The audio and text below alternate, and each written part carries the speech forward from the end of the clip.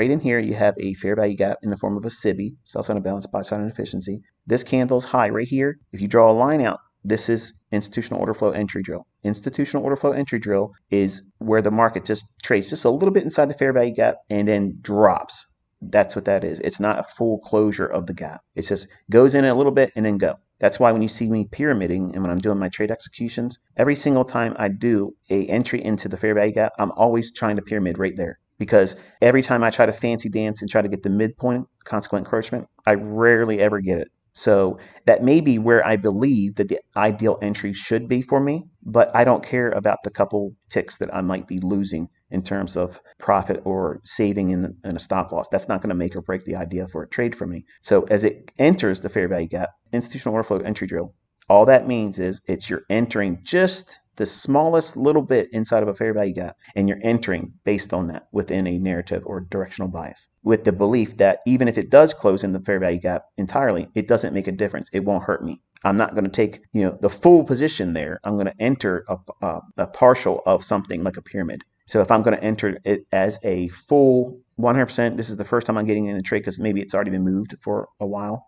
I'm not afraid of looking at that and getting short, where some of you might think, oh, we're down here near support. Look, we're down here by support. It's probably going to go up now because, that's probably what's likely to happen when they have no idea, because of what I've explained here on the higher time frame, they're lost. They're trying to go long in euro. They're trying to find longs in this market when your focus should be filtering out longs, only focusing on shorts. And every time the market rallies, your thought process should be, this is a suspect rally. Why is it going up? Here's the two reasons, and the only two reasons it is going up. You ready? The only reason why the market's going to rally and the market's bearish, right? You're expecting prices to go lower. Every single time that the market rallies, it's going up to tag short-term highs for buy stops, or it's returning to reprice to an inefficiency. This high here ran above this high. This high here ran above this high. See that small little separation in here? Very small. It overshoots it in here. That's fine. Breaks lower. What's this rally doing? Inefficiency right here. And what's this wick? Split that wick in half. That's inefficiency. Wicks are gaps.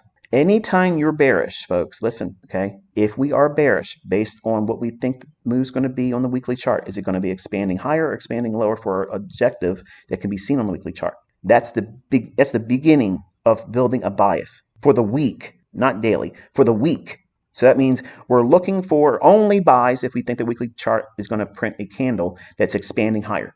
Then you go to your daily chart and you look at, okay, I'm looking for the next areas of interest, these key levels.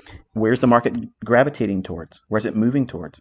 That's what you're focusing on. So by having that, you're giving yourself an advantage of following along with a higher time bias. So inefficiency, it trades to here, drops. Small little rally. What's it rallying up into? Inefficiency to drop. What's it rallying up in here? Inefficiency to do what? Drop. Inefficiency here. What's it doing after it rallies? It goes right up into small little inefficiency. And this one here, what does it do? Drop. See these highs here? Too clean. Rallies to do what? Take the liquidity there. Then what? Drop. When you're in a sell program, that means you're bearish. You're expecting prices to deliver lower. It's only going to rally to do one of two things. Go into inefficiencies, which is fair value gaps above price, or run out a short-term high.